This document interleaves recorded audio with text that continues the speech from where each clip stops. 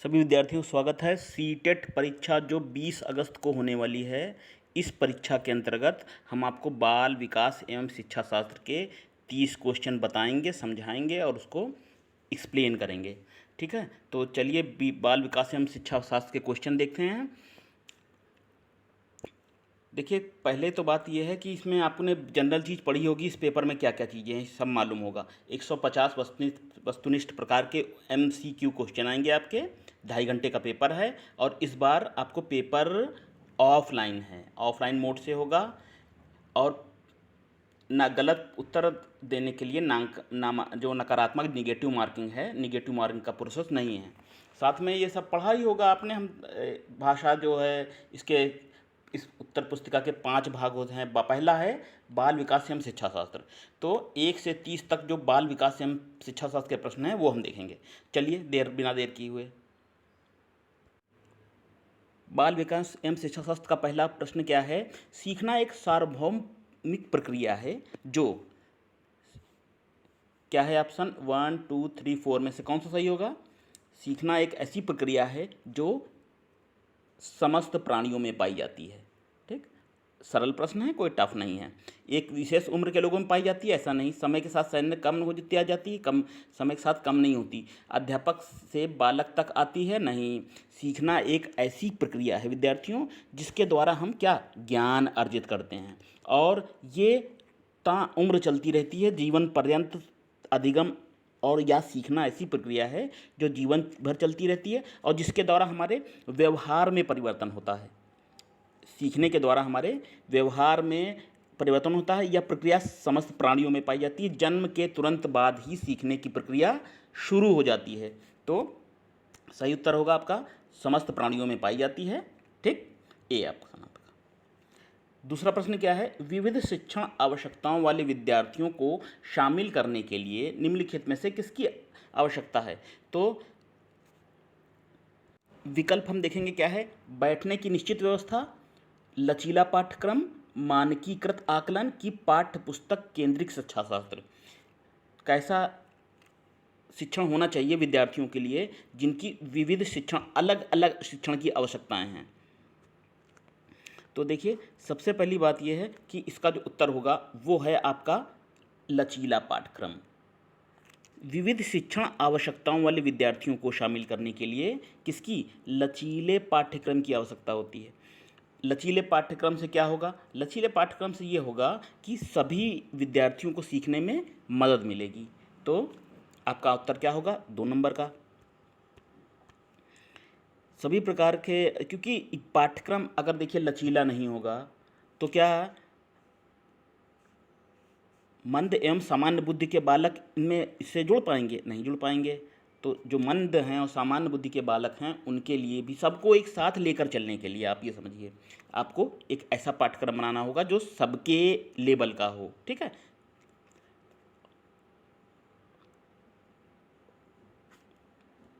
अगर विद्यार्थियों ऐसा पाठ्यक्रम हम बना देते हैं जो बहुत ही सरल है, अत्यधिक सरल है, ठीक है, जिसमें तो इसमें इसमें भी दिक्कत क्या होगी कि प्रतिभाशाली एवं सृजनशील जो विद्यार्थी हैं, सामान्य विद्यार्थियों से थोड़ा सा स्टैंडर्ड इनका हाई है, उनके लिए ये नीरस हो जाएगा। ठीक है, तो कैसी आवश्यकता, लचीले पाठ्यक्रम की आवश्यकता होती है विविध शिक्षण आवश्यकताओं वाले विद्यार्थियों को पढ़ाने के लिए। ठीक है, लचीला है जो सबको एक साथ लेकर चल सके। ठीक, तो विद्यार्थियों अब अगले प्रश्न की ओर बढ़ेंगे। थोड़ा प्रश्नों को हम समझा इसलिए दे रहे हैं ताकि इसमें एक एक चीज़ समझ में आ जाए आपके। अगला प्रश्न क्या है। केस स्टडी विधि मुख्यतः प्रयुक्त होती है। केस स्टडी किस लिए प्रयुक्त हो, किस हेतु प्रयुक्त होती है। ठीक है, प्रयोगात्मक अध्ययन हेतु, पिछड़े बालकों के अध्ययन हेतु, कि सामाजिक सर्वेक्षण हेतु, कि वैयक्तिक अध्ययन हेतु। केस स्टडी, चलिए केस स्टडी के बारे में आपको बताएंगे थोड़ा। देखिए, केस स्टडी विधि में शिक्षण अधिगम की समस्याओं का समाधान व्यक्तिगत रूप से किया जाता है। ठीक है, तो इसमें आंसर होगा आपका 4 नंबर, वैयक्तिक अध्ययन हेतु। ठीक, वैयक्तिक अध्ययन में प्रत्येक छात्र को अपने ढंग से सीखने का अवसर दिया जाता है। वैयक्तिक अध्ययन जो है, इस विशेषता को स्वयं गति का सिद्धांत भी कहते हैं। स्वयं गति का सिद्धांत ठीक, केस स्वयं गति का सिद्धांत भी कहते हैं, उसको केस स्टडी भी कहते हैं। इससे वैयक्तिक अध्ययन के माध्यम से प्रत्येक छात्र को सीखने का अवसर दिया जाता है। अगला प्रश्न देखेंगे विद्यार्थियों, सीखने की गति है। सीखने की गति क्या है? 1 2 3 4 तीनों चारों विकल्प देखिए। सीखने की गति क्या है? देखिए, सीखना मतलब होता है अधिगम। ये एक अभी हमने बताया भी आपको, एक सतत और लगातार चलने वाली, जीवन भर चलने वाली प्रक्रिया है। सामान्यतः यह आदतों, ज्ञान एवं अभिव्यक्तियों का अर्जन होती है। ठीक है, तो इसमें आपका जो आंसर होगा वो है 3 नंबर। व्यक्तिक और पर्यावरणीय कारकों की परस्पर क्रिया पर सीखने की गति जो है किस चीज़ पर निर्भर करती है? ये निर्भर करती है सभी लोगों में। पहली बात तो ये सीखने की गति अलग अलग होती है। सामान्यतः सीखने की गति व्यक्तिक कारकों, कौन कौन से सीखने की गति के लिए कारक कौन से हैं? देखिए, सीखने की गति इस चीज़ पर निर्भर करती है कि बुद्धि कैसी है। ठीक है, और सीखने की गति इस चीज़ पर भी निर्भर करती है कि रुचि कैसी है। ठीक, और है क्षमता कितनी है। ठीक, और क्या, और पर्यावरण कैसा मिला है। ठीक, जैसा पर्यावरण मिलेगा वैसा बच्चा सीखेगा। ठीक, या कोई भी बड़ा भी जैसा उसको माहौल मिलेगा उसी हिसाब से रहेगा, वो उसी हिसाब से स्वभाव होगा। तो सीखने का वातावरण और किस चीज़ है, सीखने की विधि किस पर निर्भर करती है? निर्भर करती है शिक्षण विधि पर भी। शिक्षण विधि कैसे पढ़ाया जा रहा है। ठीक है, और शिक्षण विधि के अंतर्गत आप तकनीक भी ले सकते हैं। तो शिक्षण विधि निर्भर करती है, देखिए, बुद्धि पर। बुद्धि कितनी है, क्षमता उसमें कितनी है, उसका रुचि कितनी है सीखने के प्रति, उसको कौन सा पर्यावरण माहौल मिला है सीखने के लिए, और शिक्षण विधि कैसी दी जा रही है, और उस विधि में कौन कौन सी तकनीक अपनाई जा रही है। तो इस प्रकार से सीखने की गति व्यक्तिगत का माने हमने आपको बताया, व्यक्तिगत कौन कौन सी चीज़ें हैं। व्यक्तिगत के अंतर्गत बताया बुद्धि है, रुचि है, क्षमता है। और पर्यावरणीय कारक में हमने आपको बताया कि जैसे सीखने का वातावरण है, शिक्षण विधि है, शिक्षण तकनीक है, की पारस्परिक प्रक्रिया पर निर्भर करती है। ठीक, तो आपका आंसर क्या होगा? 3। ठीक, विद्यार्थी थोड़ा समझा दे रहे हैं इसलिए वीडियो लंबा हो सकता है। अगला देखेंगे,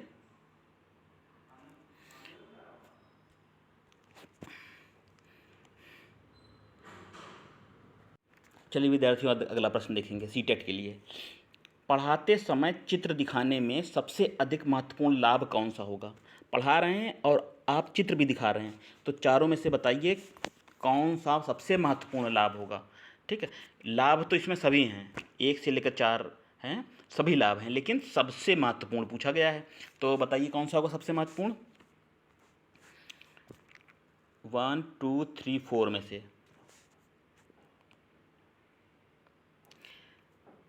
विद्यार्थियों का मनोरंजन होता है, मनोरंजन तो होता ही है। ठीक है, सबसे नहीं है। विद्यार्थी चित्र देखने में रुचि रखते हैं, रुचि भी रखते हैं। ठीक है, विद्यार्थियों को कुछ समय के लिए राहत मिल जाती है, शिक्षक को ये तो नहीं, बिल्कुल नहीं है। दूसरा ही है ऑप्शन आपका, क्या है? पाठ को समझाने में सहायता मिलती है। आई थिंक आप भी ने भी दूसरा लगाया होगा। कक्षा में शिक्षक द्वारा विद्यार्थियों को अनेक तरीक़ों से पढ़ाया जाता है, इसको कहते हैं हम चित्रात्मक विधि।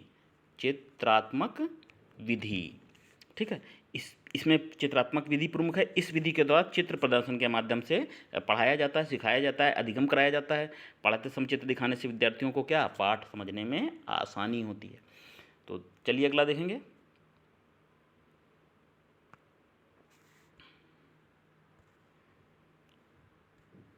अगला है, बालक के प्रारंभिक सामाजिक विकास में सर्वाधिक महत्वपूर्ण कारक कौन सा है? प्रश्न ध्यान से सुनना, पढ़ना है आपको। ठीक है, और जो बता रहे हैं उसको ठीक से सुनना है। तो सामाजिक विकास बच्चे का शुरुआती स्टेज में होना है, तो उसमें सबसे महत्वपूर्ण पूछा गया है, सबसे पूछा गया है तो वैसे चारों इसमें। जब भी कभी सबसे आ जाए ना, तो इसका मतलब इन ये क्रम जो 4 दिए हैं इसमें हैं तो ये सभी, कम ज़्यादा हैं तो आपको सबसे बताना है। तो इसमें देखिए छठे का आंसर आपका होगा क्या? सामाजिक विकास एक प्रक्रिया है जिसके द्वारा व्यक्ति में उसके समूह मानकों के अनुसार वास्तविक व्यवहार का विकास होता है। ठीक है, तो सबसे महत्वपूर्ण जो होता है सीखने में वो होता है क्या? घर का वातावरण। बच्चे घर में गाली दी जाती है तो गाली देगा।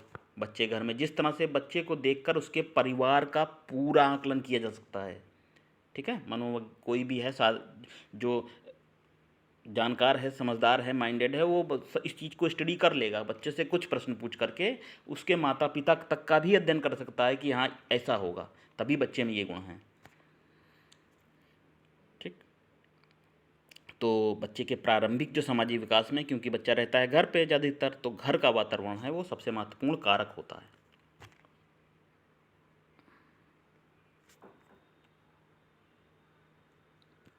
नेक्स्ट है, बालकों को यदि अंतःवैयक्तिक संबंध का मतलब कि अंदर से, आंतरिक रूप से वो कैसे दूसरे लोगों से संबंध बनाने के लिए, व्यवहार करने के लिए प्रेरित होता है, ठीक।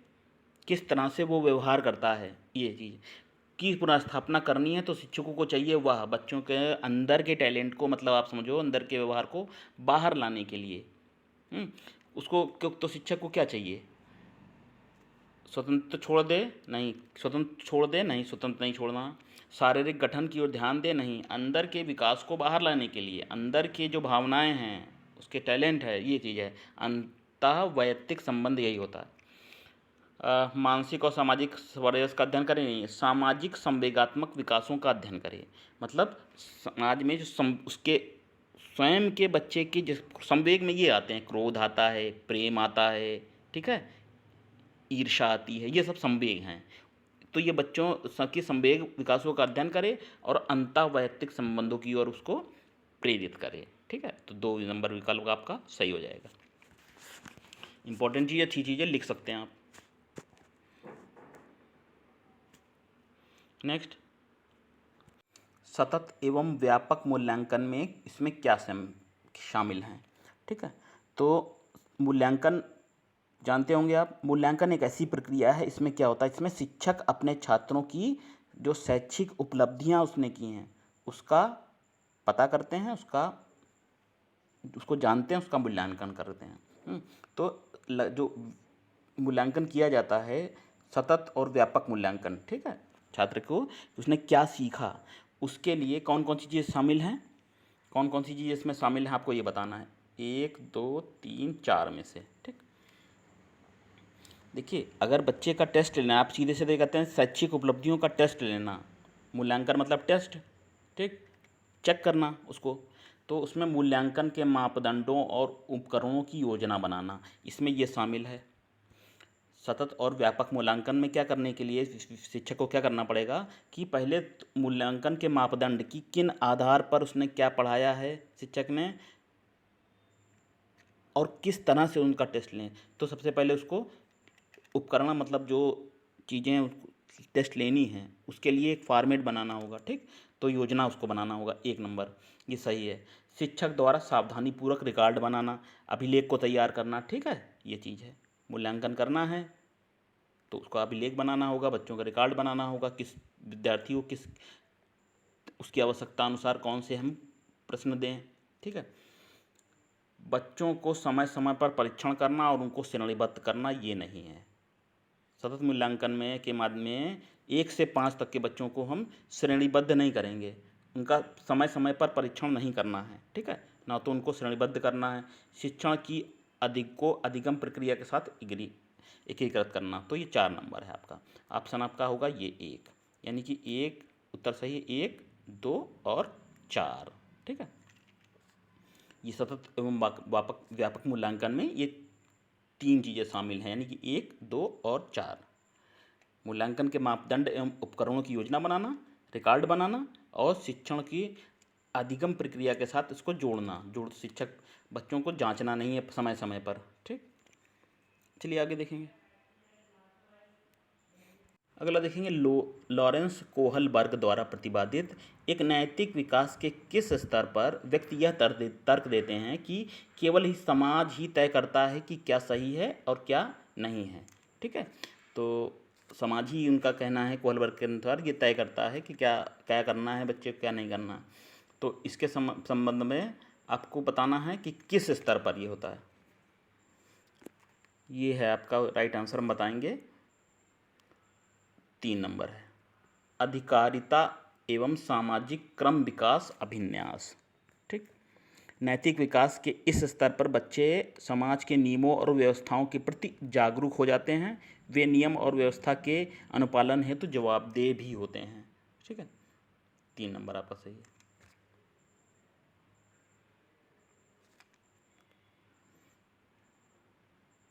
नेक्स्ट देखेंगे, निम्नलिखित में से कौन सा प्रश्न समालोचनात्मक सोच को बढ़ावा देगा। समालोचनात्मक सोच को कौन सा प्रश्न बढ़ावा देगा।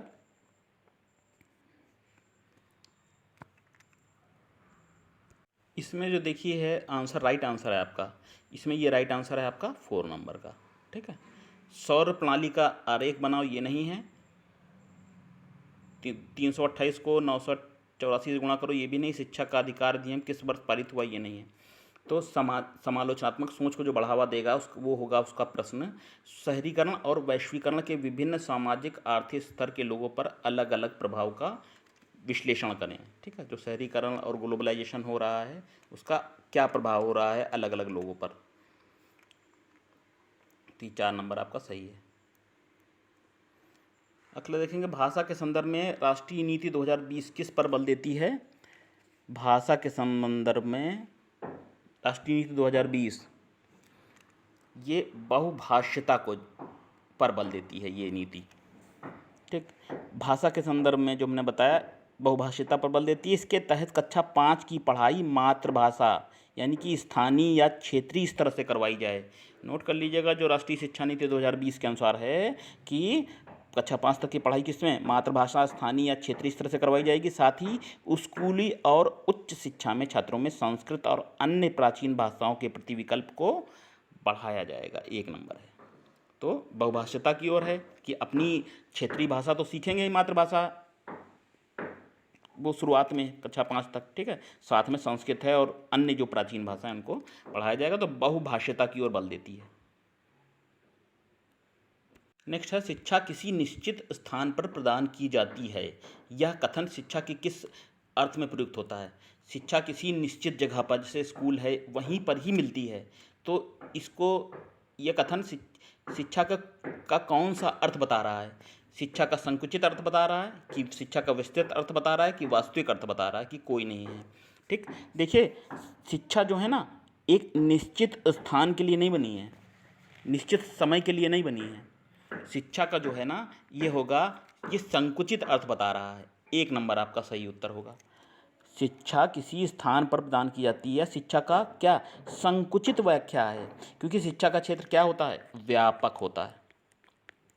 ठीक, शिक्षा कहीं से भी प्राप्त की जा सकती है, चाहे वो विद्यालय हो, परिवार हो, जानते हैं सीखता रहता ही, समाज हो, अन्य संस्थाएं हो, अन्य स्थान हो, किसी स्थान पर भी शिक्षा प्रदान करना, शिक्षा का को संकुचित करना, किसी निश्चित स्थान पर फिक्स कर देना कि यहीं शिक्षा मिलती है, तो वो क्या शिक्षा के अर्थ को संकुचित कर देना है। 1 नंबर सही है आपका। नेक्स्ट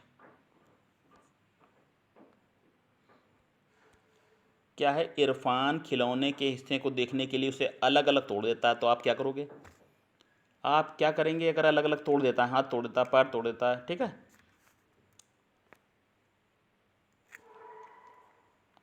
इसमें यह होगा, आप उसकी जिज्ञासु प्रवृत्ति को प्रोत्साहित करेंगे और ऊर्जा को रचनात्मक कार्यों की उसकी लगाएंगे। ठीक है, नज़र हमेशा नहीं रखेंगे, नहीं बच्चे हैं खेलेंगे, और इरफान की खिलौनों के साथ कभी नहीं खेलने देंगे, ये सब गलत हैं। ठीक है, उसको बताएंगे कि देखो तुमने तोड़ा, ये हाथ है, इससे काम करते हैं। ठीक है, इस तरह से, और उसको फिर तोड़ने के साथ उसको जोड़ना भी बताएंगे। तो रचनात्मक कार्यों की ओर लगाएंगे और उसकी प्रवृत्ति को प्रोत्साहित करेंगे। अगला है, विकास के मुख्य रूप से कौन कौन से होते हैं। विकास के मुख्य रूप कौन कौन से हैं, तो इसमें विकास के प्रमुख रूप हैं आपके, सॉरी विद्यार्थियों, है नहीं है, इसमें बताया जाएगा कौन से नहीं है ना, तो आपको नहीं बताने हैं। देखिए शारीरिक विकास होता है, ठीक है, मानसिक विकास है, ठीक है, संवेगात्मक बताया ना, संवेग हमने आपको बताया, क्रोध है, प्रेम है, ठीक है, घृणा है, संवेगात्मक विकास है, सामाजिक विकास होता है, नैतिक विकास होता है और चारित्रिक विकास होता है। जनसंख्या विकास और भूमि विकास विकास के मुख्य स्वरूप पहलू नहीं है। 4 नंबर होगा, ये तो सरल प्रश्न है। नेक्स्ट चलेंगे, कथन और कारण वाला एक कथन है। देखिए कथन नंबर 1 है, शिक्षा ढांचे में शैक्षणिक अवबोध के अतिरिक्त छात्रों की सामाजिक संवेगात्मक आवश्यकताओं पर भी बल दिया जाता है। ठीक है, शिक्षा के अंतर्गत मतलब ये है कि छात्रों को पढ़ाने के अलावा, समझाने के अलावा भी उसके संवेग का भी विकास करते हैं। ठीक है, उसके क्रोध को नियंत्रित करते हैं, प्रेम की भावना जागृत करते हैं, दया, ममता, इस तरह से जो अंदर के संवेग हैं उस पर भी ध्यान दिया जाना चाहिए। सही बात है, शिक्षा के अंतर्गत ध्यान दिया जाना चाहिए। संज्ञान में संवेग महत्वपूर्ण भूमिका रखते हैं। ठीक, तो ये कारण है आपका सही है, यानी ए और आर दोनों सही हैं और ए और आर की सही व्याख्या है, क्योंकि संज्ञान एवं संवेग परस्पर संबंधित हैं और संज्ञान में संवेग की अति महत्वपूर्ण भूमिका होती है। अगला देखेंगे, वे बालक जो भाषा पढ़ने में समस्या प्रदर्शित करते हैं ग्रस्त होते हैं। भाषा पढ़ने में बच्चे को समस्या है तो किस चीज़ से वो ग्रस्त है, किस चीज़ से ग्रस्त है?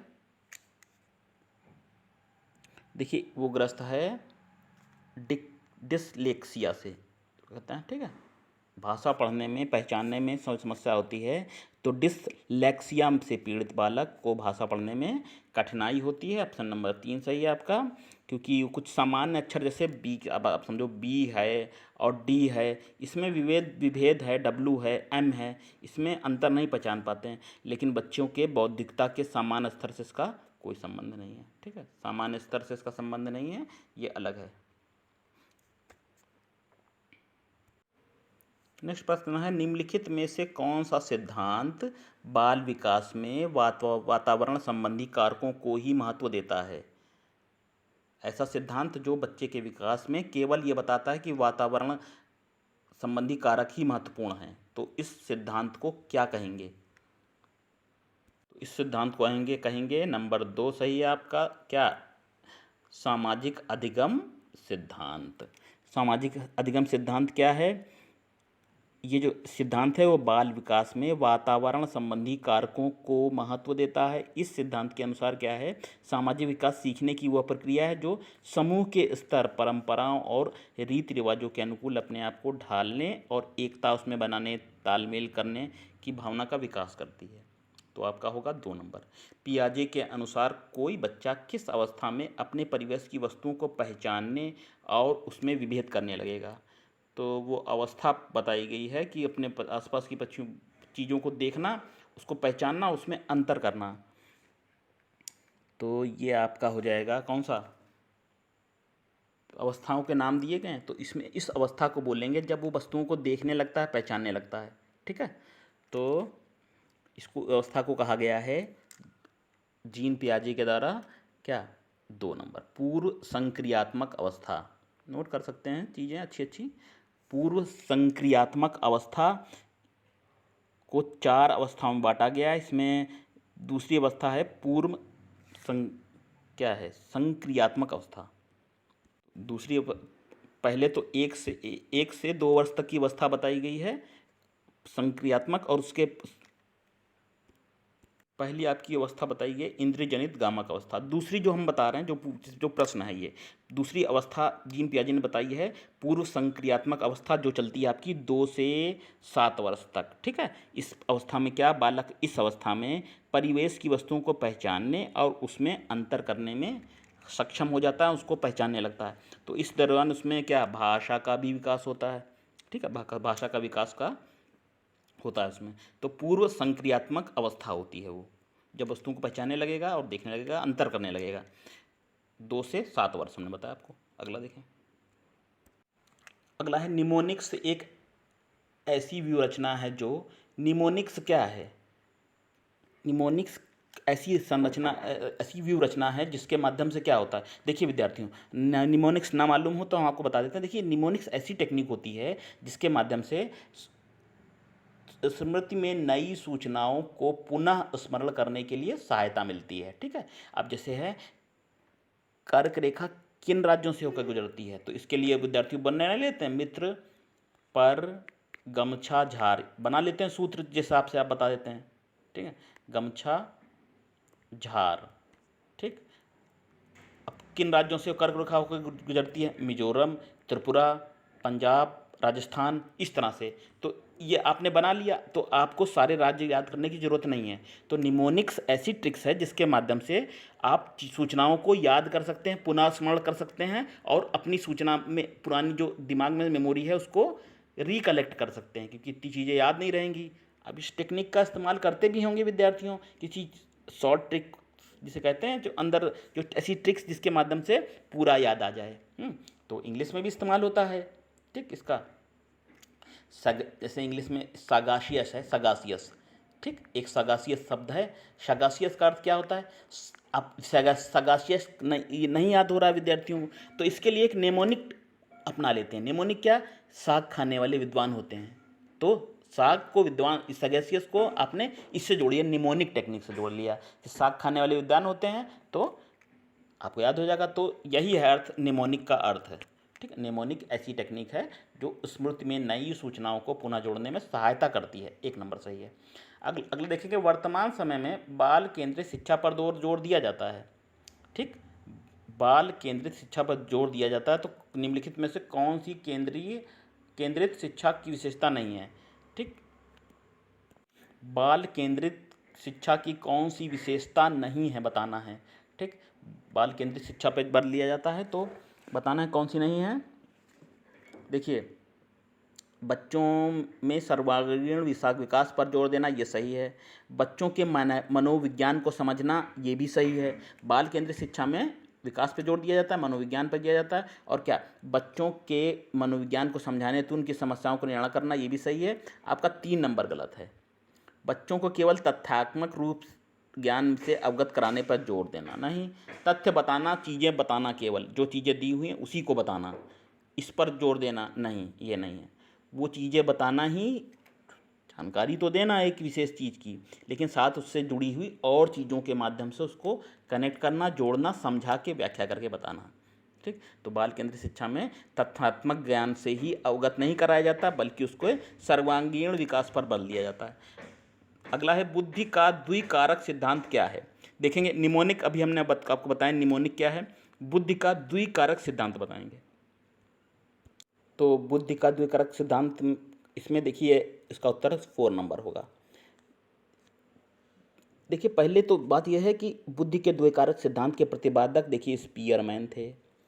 स्पीयरमैन, ठीक, स्पीयरमैन ने क्या बताया था कि उन्होंने बताया था बुद्धि के 2 प्रकार के कारक उन्होंने बताए थे। पहला क्या बताया था? उन्होंने बताया था, पहला तो था, प्रथम बताया था सामान्य योग्यता, द्वितीय बताया था विशिष्ट मानसिक योग्यता। ठीक, तो उन्होंने बताया था, इसमें दिया भी हुआ, जैसे प्रथम सामान्य योग्यता, दूसरी विशिष्ट मानसिक योग्यता, ये बताए थे उन्होंने बुद्धि के कारक 2। चलिए अगला देखें।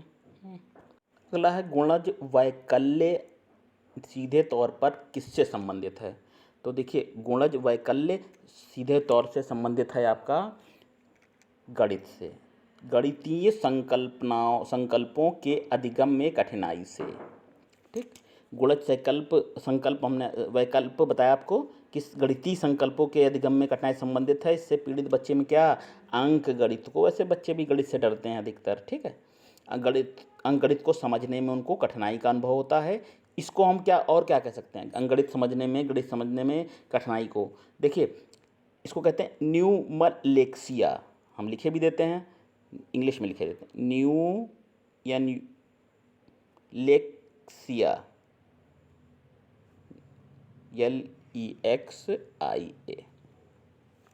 न्यूमलेक्सिया कहते हैं, या डिस्कैल्क्यूलिया, हिंदी में लिख देते हैं इसको। देखिए, हमने लिख भी दिया हिंदी में आपके लिए, डिस्कैल्क्यूलिया। ठीक है, या न्यूमलेक्सिया। ठीक, दोनों चीज़ नोट कर लीजिए गणित समझने में, गुणज वैकल्प। अगला देखेंगे, नेक्स्ट है आपका कि क्या, एक समावेशी कक्षा में क्या होता है? देखिए, समावेशी कक्षा में होता है, विद्यार्थी समतापूर्वक रूप से पढ़ते हैं और तरीके से पढ़ते हैं, बढ़ते हैं और विकसित होते हैं। समावेशी कक्षा के अंतर्गत क्या होता है कि शारीरिक रूप से बाधित बालक प्रतिभाशाली बालक और सामान्य बालक सभी एक साथ समान रूप से साथ साथ शिक्षा ग्रहण करते हैं तो उसको कहते हैं समावेशी कक्षा। फिर से बता दे रहे हैं, प्रतिभाशाली बालक और सामान्य बालक जब साथ साथ ग्रहण शिक्षा करेंगे तो उसको कहेंगे समावेशित शिक्षा। अपंग बालकों को कुछ विशेष सहायता दी जाती है। इसमें समावेशी कक्षा में सभी छात्रों के साथ समान रूप से व्यवहार किया जाता है और उन्हें समान रूप से आगे बढ़ने का अवसर प्रदान किया जाता है। ऑप्शन नंबर 2 होगा। ठीक, अगला है सेत वाइगोत्स्की के संज्ञात्मक विकास के सिद्धांत को कहा जाता है, क्योंकि वे तर्क देते हैं कि बच्चों का सीखना संदर्भ में होता है। किस संदर्भ में होता है? इसमें देखिए आपका राइट आंसर होगा, वो होगा सामाजिक संस्कृति। नंबर 3 सामाजिक संस्कृति। सोवियत रूस के प्रसिद्ध मनोवैज्ञानिक थे, उनका नाम था लेव सिमकोविच वाइगोत्स्की। वाइगोत्स्की इनको बोलते हैं, वाइगोत्स्की। ठीक है, तो इन्होंने ये बताया था कि समाज में बच्चे के विकास के लिए उसको जैसी सुविधाएं दी जाएंगी वैसा ही वो उसका विकास होगा। ठीक है, तो सामाजिक संस्कृति उन्होंने बताया था बच्चे के विकास में महत्वपूर्ण भूमिका अदा करती है। चलिए विद्यार्थियों, ये हमने आपको प्रश्न कुछ बताए जो बाल विकास एवं शिक्षा साथ संबंधित हैं। आप वीडियो को शेयर करिएगा, वीडियो अच्छी लगे तो ज़रूर कमेंट करिएगा, लाइक ज़रूर करिएगा। ठीक है, और हमने बेहतर समझाने का प्रयास किया है। हम आपको 20 अगस्त की तैयारी के लिए हम आपको तैयार कर सकें, इसके लिए अब हम आपको CTET की बराबर क्लास देंगे। बस ये है, आप थोड़ा सा सपोर्ट करिए, चैनल पर बने रहिए, अधिक से अधिक शेयर करिए। फिर मिलेंगे, नमस्कार।